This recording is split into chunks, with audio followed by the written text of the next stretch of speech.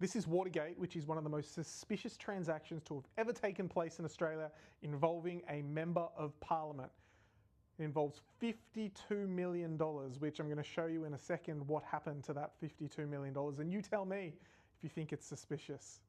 The transaction went like this. The Australian government, with no tender process, by the way, granted an $80 million contract to this Australian company, which very interestingly, Member of Parliament Angus Taylor was a director of before the granting of this. But I'll tell you in a moment why that's important, because of this $80 million that was paid to this Australian company of our taxpayer Aussie dollars, $52 million of that went from this Australian company to a Cayman Islands company, which, as we know, is a tax haven. 0% tax would have been paid on that $52 million. Now, this is where it gets very interesting, because guess who founded this Cayman Islands company? None other than Mr. Angus Taylor.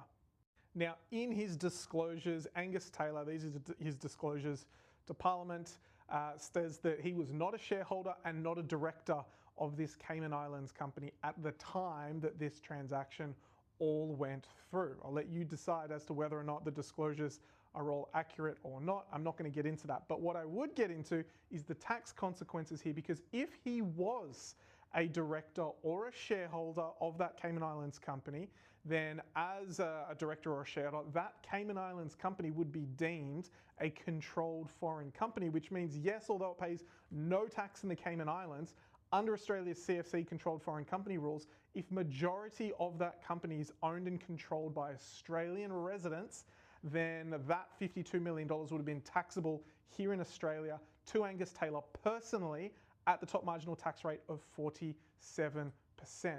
That's how foreign company rules work here in Australia.